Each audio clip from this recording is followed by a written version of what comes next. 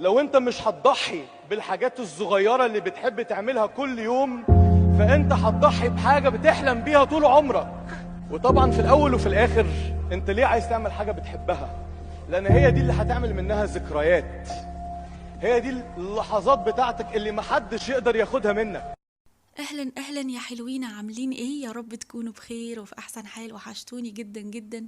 قبل ما ابدا الفيديو يعني نأسف يعني بجد على المنظر اللي انتوا شايفينه، ان انا تلاجتي بتنهار بتستغيث. طبعا انا الفتره اللي انا كنت تعبانه فيها وما زلت والحمد لله، الولاد بياخدوا اي حاجه يحطوها مش في مكانها، ياخدوا حاجات ممكن تقع منهم حاجات، فالدنيا بصوا لخبطيطه خالص في التلاجة. فبما ان احنا بنحاول نستعيد طاقتنا ونستعيد صحتنا، قلت امسك التلاجة كده اروق عليها ترويقة محترمة قبل ما اشوف ايه النواقص اللي فيها. بس قبل ما ندخل في حوارات التلاجة وانتوا شايفيني كده وانا بنضفها، عايزة اشكر كل البنات الامارات اللي سألوا عليا ودعولي. يعني انا مش عارفة انتوا ازاي جمال قوي كده، انتوا ازاي حلوين قوي كده، بجد يعني شكرا على شعوركم الطيب ناحيتي. انتوا ناس ما شفتونيش ولا تعاملتوا معايا فيس تو فيس، بس حبيتوني وبتدعولي من قلبكم. شكرا ليكم جدا. يعني ربنا يجازيكم خير على كل دعوة دعوتها لي، ولكم بالمثل وزيادة ان شاء الله. عايزة بقى اقول حاجة كمان. في ناس بتسألني المية اللي في ودني دي دخلت القوقعة ازاي؟ يعني هذا من فضل ربي، اللهم لك الحمد والشكر والمن والفضل ان ربنا يعني آه، حصل معايا كده. انا راضيه بقضاء الله وبحاول على قد ما اقدر اتعايش اللي هو عادي، ان مفيش حاجه مضايقاني ولا في حاجه تعباني، علشان ما تاثرش يعني نفسيا. بتزيد ازاي؟ بتزيد ان انا لو كلت املاح، لو كلت دهون، الموضوع هيبدأ يزيد. فاحنا بقدر المستطاع عايزين نحافظ على نسبة المية اللي جوه القوقعة، فهنمنع الزيوت والدهون والأملاح، وإن أمكن هيكون زيت زيتون أو ملح هيمالايا، وبس كده، ومع الأدوية طبعا. فالحمد لله وربنا يشفي ويعافي الجميع. زي ما شفتوا كده التلاجة كانت منهارة، شلت الأرفف وشلت كل حاجة ورجعت كل حاجة متلمعة وبتلمع وزي القمر، وهنا الأرفف نظيفة وزي الفل. وانا بنضف التلاجة كان جنبي ورقة وقلم، شفت ايه اللي انا محتاجاه وايه اللي ناقص عندي وبقيت اكتبه. مش عيب ابدا انك تجيبي ورقة وقلم وتشوفي ايه النواقص اللي بيتك محتاجها وتكتبيها، علشان تجيبي احتياجاتك فقط، ما تزوديش عليها. احنا في ظروف، البلد بتمر بظروف صعبة اقتصاديا، فالدنيا مش مستحملة ان احنا نجيب حاجات احنا مش هنستخدمها.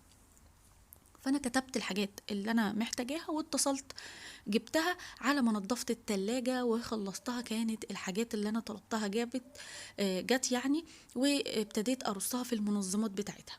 كنت جايبة خيار وفلفل وجزر، وكنت جايبة كرنب وخضرة وحاجات كتير وفاكهة. انا بحط الخضروات والفواكه في التلاجة من غير غسيل، لاني لما كنت بغسلها كان عمرها بيبقى قصير قوي وبتدبل بسرعة. فبعمل ايه؟ بحط في البوكسات المناديل بتاعة المطبخ في قاعدة البوكس من تحت، وبرص الخضار وبقفل عليه، وشكرا على كده، وبتقعد معايا فترة كويسة. انا جبت الخضار اللي يقضيني اسبوعين، علشان زي ما قلت لكم انا مش بنزل كتير وما بصدق بقى ايه اتصل اجيب حاجتي عشان اريح دماغي والحاجة تكون موجودة عندي.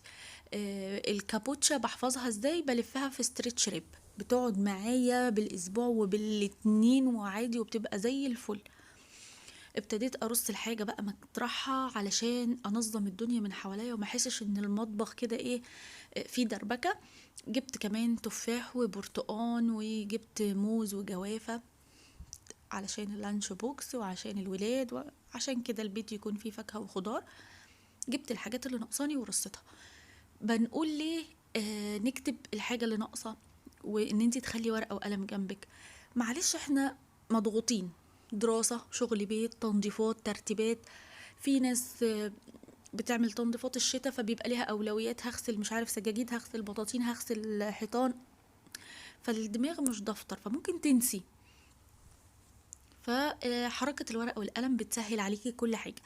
انا بعمل كده لما باجي انضف التلاجة، بجيب ورقة وقلم واقعد اكتب الحاجات اللي ناقصة. لما باجي انضف ضرفة الخزين بعمل نفس الموضوع بالظبط، بقعد كده اشوف ايه اللي ناقص في ضرفة الخزين وبكتبه. وبالتالي لما باجي اشتري الحاجة بجيب كل اللي انا محتاجاه. عايزه اقول لكم برضو البتنجان اللي فيه بالاسترتش راب هيبقى زي الفل، وكمان الفلفل الالوان. الحاجات اللي انتي جايبه منها مثلا كميه ومش هتستخدميها في الوقت الحالي، يوم ما اشتريتيها او بعدها بيوم غلفيها في استرتش راب وهتعيش معاكي وهتبقى زي الفل. عفوا. كنت جايبه فلفل حامي بقى وليمون وخضره، الخضره قطعتها وشلتها، الكرومبه دي لسه ما عملتهاش. ورصيت كل حاجه في التلاجة، وزي ما انتوا شايفين بقت فله شمعه منوره. والله كل ما ادخل المطبخ اقول هعمل امتى الكرومبه دي لانها محتاجه وقت، بس ان شاء الله هعملها. كنت بقى متصله ببتاع الفراخ، جبت برضو فراخ وجبت لحمه مفرومه. اللحمه المفرومه شلتها في التلاجة على طول لان مش محتاج يتعمل فيها حاجه. وابتديت اغسل بقى الفراخ غسله كده محترمه بدقيق وملح. ما تحطيش ابدا خل في غسيل الطيور بصفه عامه لانه بيزود الزفاره. وبعد ما بتغسليهم كويس قوي بالميه والدقيق والخل والملح قصدي، بتبدأي ان انت تشيلي اي حاجة بقى في الطيور عموما مش مرغوب فيها اي دهون، اي مثلا اللي هي الحاجات اللي بتكون تحت الجلد دي وكده بتشيليها. وبعد كده بتصفي المية دي وترجعي تشطفيها بمية جارية تحت الحنفية.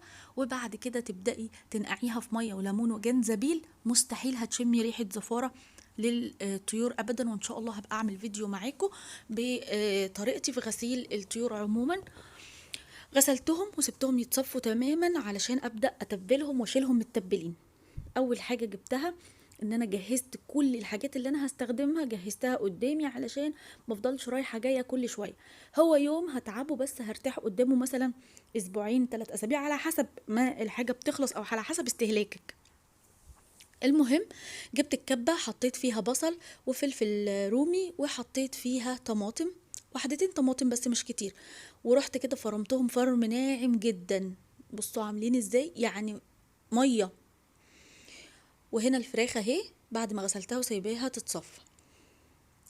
جبت بقى ال3 بولات دول اللي انا هشتغل فيهم علشان ابدا اعمل التتبيلات بتاعتي وابدا اشيلها في الفريزر. والموضوع ده هيسهل عليا لما اجي اخرج الحاجه اشتغل بيها على طول. اول حاجه جبت كده في الطبق ده حطيت في ال3 بولات حطيت فيهم اللي هي الخلطه بتاعه البصل والفلفل والطماطم. والبوله اللي في النص دي حطيت فيها بيض. هبدا احط زبادي في البوله اللي في النص والبوله التانية. كل حاجه كل تتبيله لحاجه معينه. تمام كده. هشيل بقى الطبق البينك ده بس بعد ما احط فيه حبة من الخل وحبة من زيت الزيتون. والطبق الاورنج ده حطيت فيه باربيكيو صوص وكمان هوت صوص، وحطيت فيه صويا صوص ودبس رمان وزيت زيتون وحبة مستردة صغيرين جدا. وهحط برضو ملح في ال3 بولات كده. لحد كده خلاص يعني حاولت اسهل على نفسي شوية. بعد كده البولتين دول هستخدم فيهم نفس البهارات اللي هستخدمها. حطيت فلفل اسود، حطيت جنزبيل، حطيت كبابة صيني، حطيت قرفة، حطيت شطة، حطيت بابريكا، حطيت توم باودر وبصل باودر. كل الحاجات دي طبعا وفلفل اسود حطيتهم في البولتين دول. وهبدأ أعصر في كل بولة ليمونة كاملة ونشوف هنعمل ايه مع بعض. اللي هي بالزبادي والبصل والبهارات دي خلطة للبانيه. تقدري تستبدلي الزبادي بلبن رايب او لبن حليب عادي زي ما انت عايزة. الخلطة التانية دي بقى تتبيلة للوراك. تقدري طبعا بعد ما تتبلي فيها الوراك تشيليها متبله وجاهزه. ولو عايزه تستبدلي الوراك بفرخه كامله بالصدور بدبابيس بس مش هتقول لا، هتأدي الغرض لانها تتبيله حلوه قوي. الباربيكيو والصويا صوص والمستردة في الشوي بيودوا الفراخ في حته تاني خالص. فانا ابتديت كده افصل البانيه في بولة لوحده، وافصل كمان الوراك في بولة لوحدها، وكمان كان في اجنحة حطيتها مع الوراك علشان هتتشوي معاها برضو. انا كنت جايبه فراخ وقسمت منها، خدت منها بانيه وعملت منها اوراق، وفي فرخه سبتها سليمه. يعني عملت كذا وجبه مختلفين علشان الولاد ما تزهقش يعني. تبلت كده البانيه كويس قوي وسبته في الخلطه بتاعته. جبت بقى البوله اللي فيها الاوراق والاجنحه طبعا، علشان بس محدش يقول مش لابسه جلافز ليه. في التتبيلات والحاجات اللي زي دي انا بحب استخدم ايدي. انا من الناس اللي هي حاطه كده على الحوض صابونه، فبغسل ايدي في اليوم، يعني مش قادره اقول لكم قد ايه، لان دي حاجه انا والولاد هناكلها، فلازم ابقى ضامنه نظافتها جدا جدا. فما تقلقوش، ايدي نظيفه والدنيا تمام. فتبلت كده الفراخ، حطيت الخلطة دي تحت الجلد وبين اللحم كده، وحطيتها من بره ومن جوه. بصوا تبلت الاوراق والاجنحة تتبيلة كويسة جدا، وابتديت احطها في علبة علشان هشيلها في الفريزر. طبعا مش هنسيب اي حاجة من التتبيلة، كل التتبيلة اللي باقية حطيتها على وش العلبة كده، وبقت زي الفل. وزي ما قلنا البانيه كده خلاص جاهز كده. جهزت اول خلطتين. الخلطة التالتة بقى اللي هي زبادي وزيت الزيتون والخلطة بتاعة البصل، ضفت عليهم توم مفروم وليمون، ودي هتبقى لتتبيلة فرخة سليمة يعني. هبدأ أضيف التتبيلة دي خلطة تتبيلة فراخ بالأعشاب. مش عايزة أقول لكم قد إيه ريحتها حلوة قوي قوي قوي. هي بتتباع في السوبر ماركت وفي منها نكهات كتير، بس اللي هي بالأعشاب دي حلوة حلوة حلوة. يعني لو لقيتوها هاتوها وجربوها، يعني تحفة. جبت كده الفراخ وحطيت بقى مع الفراخ اللي هي الكبد والقوانص والحاجات دي برضو في التتبيلة دي. برضو نفس النظام، دخلت التتبيلة كده ما بين اللحم والجلد وفي بطن كده الفرخة ومن الظهر وتحت الجناح في كل مكان، علشان اللحمة كلها تتبل وتطعم بالنكهة بتاعة التتبيلة، وان شاء الله تبقى حلوة جدا. التتبيلات دي هتريحك ان انتي لو ست بتشتغلي وجهزتي حاجتك وشلتيها في الفريزر، تيجي من الشغل تطلعي على طول. طبعا احنا ايام دراسة عايزين حاجات تسهل علينا، فانا هنا كده علبة الاوراق دي زي ما هي كده على الفريزر، اما علبة البانيه شلتها في التلاجة لاني هستهلك منها للولاد علشان سندوتشات بقى المدرسة او غدا او كده. الفرخة دي بقى انا هشويها في كيس حراري، فجبت الفرخة زي ما هي وهحطها في الكيس الحراري اللي انا هشويها فيه على طول. وهضيف برضو معاها الكبد والقوانص وباقي الخلطة.